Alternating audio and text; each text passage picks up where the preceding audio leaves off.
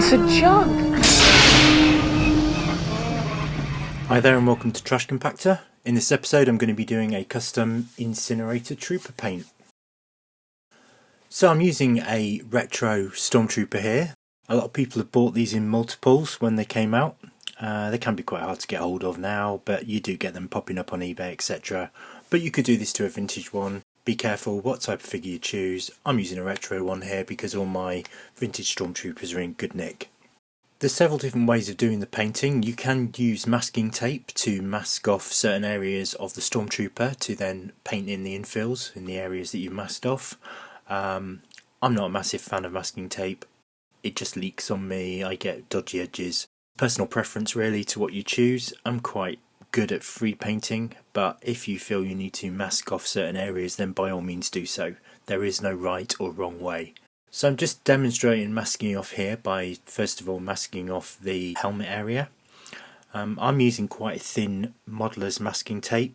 It works really well on super flat surfaces, but it's quite tricky to get it to work on curved items. I don't know if I'm just not good at masking tape. It works well when I'm painting walls or something, but for some reason when it comes to figures, unless it's a large flat area, it's just not an area I do well in. And as you can see, I'm just putting a bit of masking tape down the left hand side and the right hand side. And then whether it's I just don't paint it properly or stipple it, I think is how you're meant to do it, or you could sponge it on, because the idea is you don't want to push too much paint on because then it bleeds under the masking tape and you get dodgy edges, which is what always happens to me. I'm quite a steady freehand painter, so that's why I tend to prefer that method.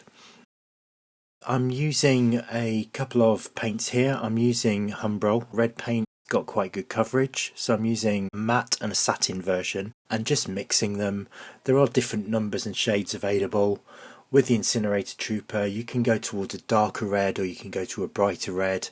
I quite like the vibrant red. It sort of matches what was a bit in the Mandalorian, but if you go back to some of the canon, the comic things, it can be quite deeper. Depends on where the Incinerator Trooper is from that you're trying to duplicate. Stipple the paint on in between the masking tape. Don't try and put too much on. Started to mask off the leg and then started painting the ankle parts. Used various different pictures as reference that I found on the internet, because there's many different versions of the layout of how the Incinerator Trooper painting looks. So best thing, pick what works best for you, what you like, and go with that. So I'm not saying this is the definitive Incinerator Trooper paint job. Some people may think, oh, I don't want to put that bit there, I don't want red gauntlets, I don't want red anklets. It's entirely up to you. You're the customizer, do what works best for you. This is just my guide doing my preference to an Incinerator Trooper. So as you can see, I got the paint on, it dried, I peeled it off, I had a little bit of seepage. It leaked under the masking tape. So to get that off, I'm literally just using my scalpel blade and I'm just scraping away very gently at the paint. It's not doing any damage to the figure. Try not to cut into it, just gently use it at the flat edge to scrape away the paint so you get a nice straight edge. The ankles have now dried, I've peeled those off, not too bad, got a little bit of bleed on the top of one of them. So again, just using my scalpel just to scrape that off. I've now proved that masking tape doesn't work for me, so I'm going to do the rest of this freehand. So using a very fine brush, I'm just getting a little bit of paint on, making sure it's well loaded but not too much, and then I'm just going through painting the helmet. I'm painting the front of the visor and then the nose guard bit around there. It's probably got a very good technical name, I don't know what that is. It's just the front of the helmet. It's like a bit of a V shape. I don't have to be super neat with V on the front because I'm also going to infill the Stormtrooper venting area of the mask in black, so that'll get a nicer edge. So be very careful with just your edging. As you can see, going around the edge of the mask, getting a nice neat edge, and then I'm just going to infill that in. If you do happen to overpaint any of the original black, don't worry about it, you can just touch it up. So there we go. With a nice fine brush you can get very nice neat lines, and it's always a case of working away from the edge that you're wanting to create. Don't work up to, because then you go over the edge and you get messy lines. Chest guard, just doing the line down the front and doing the edges. if you do go over a little bit onto the body, don't worry, because you can just paint it with a bit of white. Looks pretty neat. Then there's the knee pad, which is the one bit that I was a bit in debate, do I paint or not? But yeah, I did. I went for it.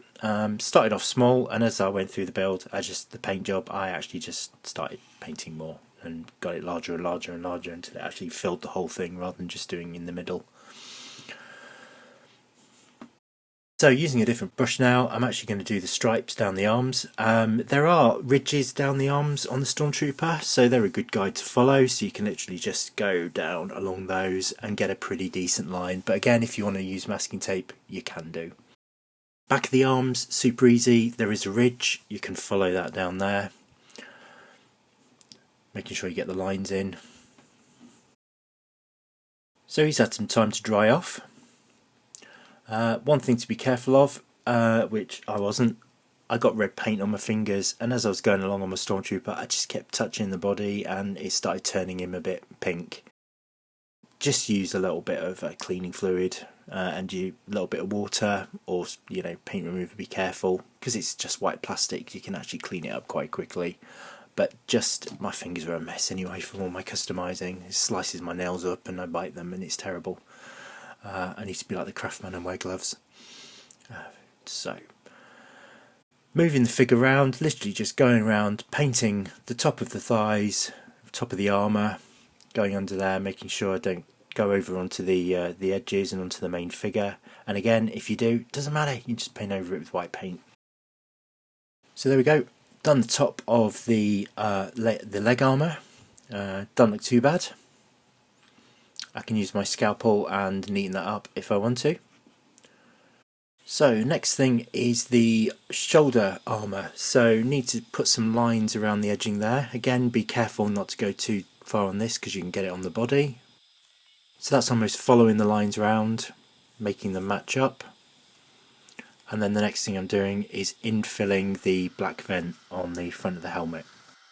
Could leave it white if you wanted to, but I think when you're painting it, well, why not fill it in? There we go, that's the paint job on my Incinerator Trooper. It's quite a quick one, it's quite effective. You could start venturing out and doing lots of different colours if you wanted, and make your own customisations, entirely up to you. That is my quick incinerator job.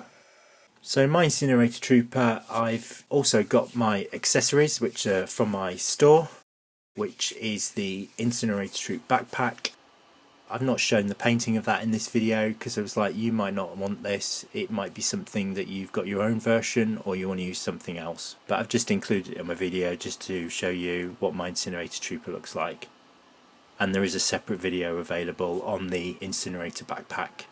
And if you do have one of those and you want to paint it, then that's the video you can follow. But this is mainly just for the Stormtrooper. So I hope you enjoyed this video. If you did, please do subscribe.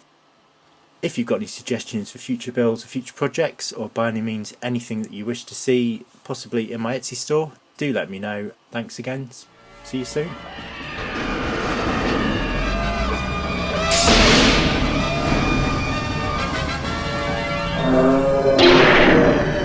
What a piece of junk!